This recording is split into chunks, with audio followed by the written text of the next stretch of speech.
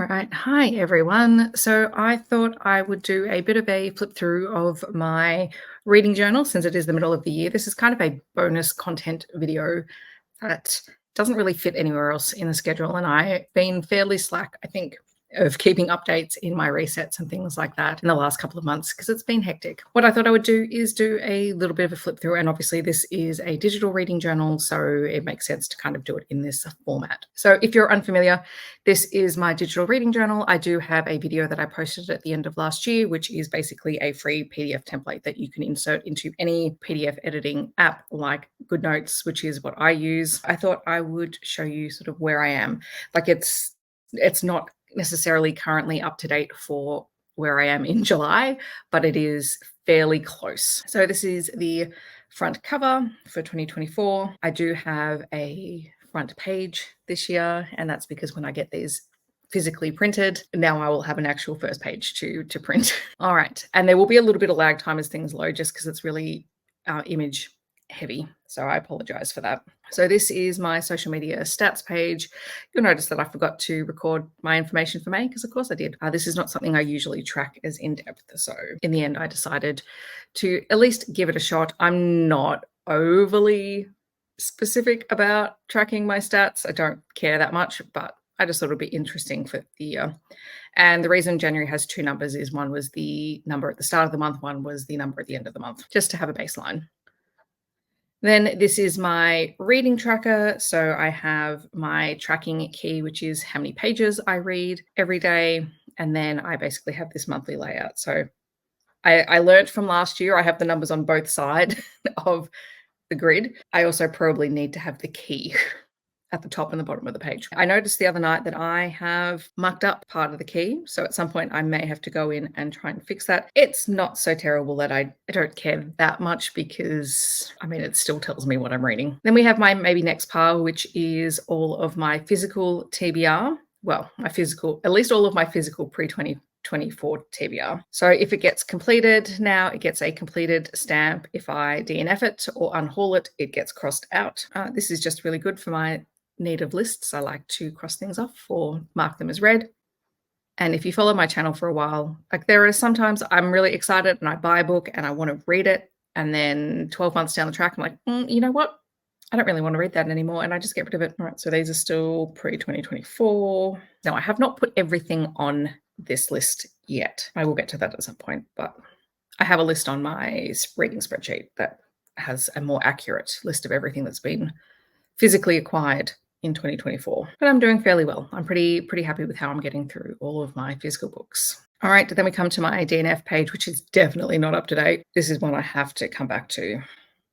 The reason that there's a new line started is because that was after my last DNF update on YouTube. So I'm doing these every 4 months. So I haven't, not quite up to another one. There'll be another one of those at the end of August, but I just did the break just to signal for myself where the break was. And as you can tell, I've not added in any of the 15 books or the extra 15 books that I've DNF'd since The Sinner and the Gunslinger. Now, this page I need to definitely update because the bingo board changed to, I am tracking this now more on my laptop. I have it in a PowerPoint and I'm keeping track of it that way. So I'm thinking at the end of the year, what I might do is actually export the individual boards that have all of the monthly updates and pop them on this page. So this is just kind of a placeholder. And I will say that the pages that used to be before this one, if you've seen my original video with my anticipated releases, I realized I wasn't using them, so I deleted them because I don't need extra pages in this journal. Then we have my Buzzwordathon, Readathon, which at the moment is just a list. At the end of the year, I want to come through and actually pop the covers of the books on here. I'll probably do that before then. I just haven't got around to it yet. At least I'm managing to keep up with it throughout the year. So these are the Dymocks reading challenges. So the last one ends at the end of this month. I was really good with the first one and I've been mostly good with the second one. I've definitely got, what have I got here? The Thursday Murder Club and a First Nations story on my list of things to read straight away. And then I do have a book that I can reread for a set in a bookstore. I don't know why. I don't find a lot of romance books set in bookstores. We're doing fairly well with those particular challenges. So I'm assuming that the last one will be like a dessert menu. This is the CBCA shortlist for 2024. These are the kids' books.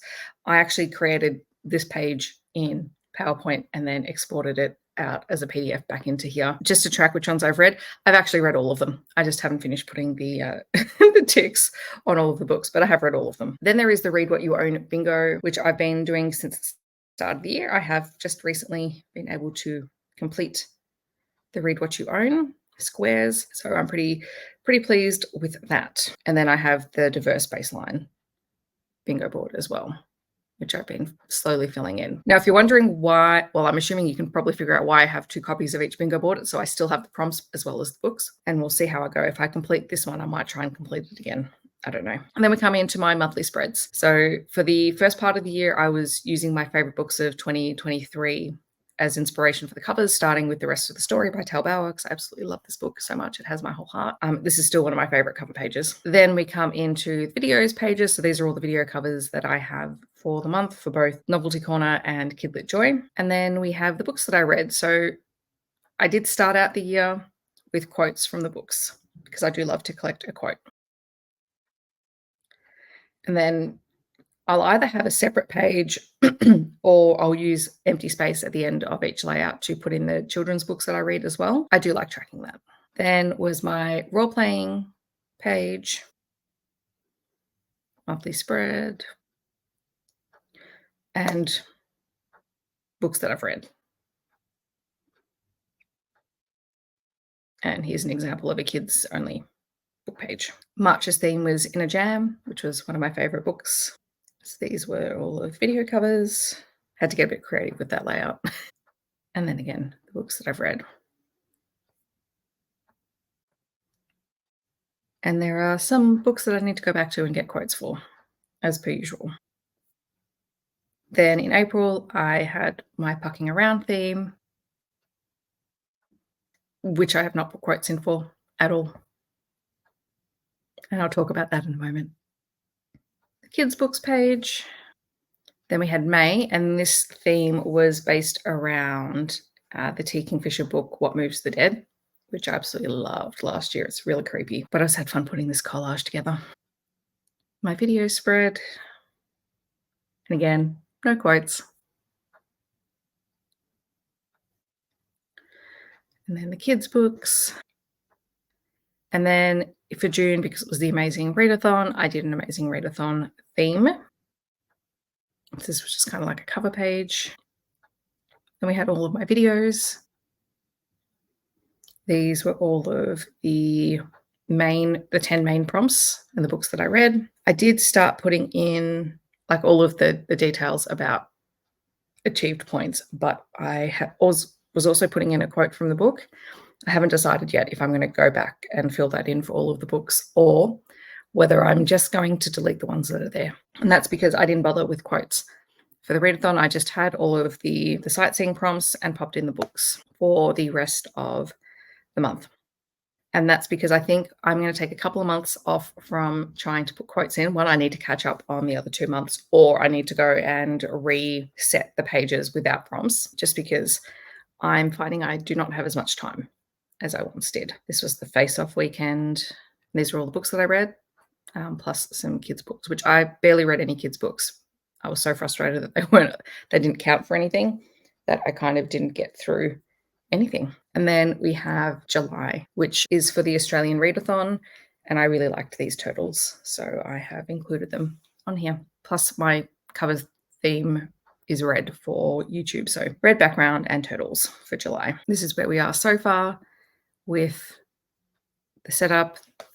This is the Australian Readathon bingo board, and these are the books so far.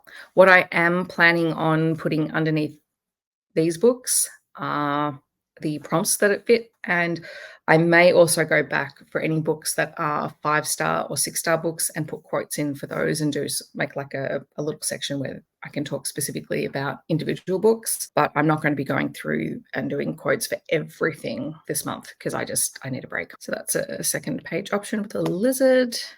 And then we just have the cover pages for the rest of the year. Ignore my dodgy title here because I haven't made a proper one yet. I do like to collect fan art that I see and just pop them in. So there's some Emily Rath fan art. I do have a few more pieces to pop in here. These were some really lovely Stephanie Garber fan art pieces when I read the last trilogy. And then these are just little memes that I find on Instagram.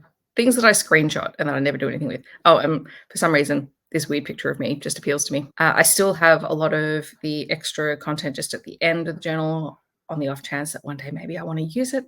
Highly unlikely, but it's there. And then they're just some blank page options. And then these are the text images that I use for my monthly headers. So that is my mid-year flip through of my reading journal.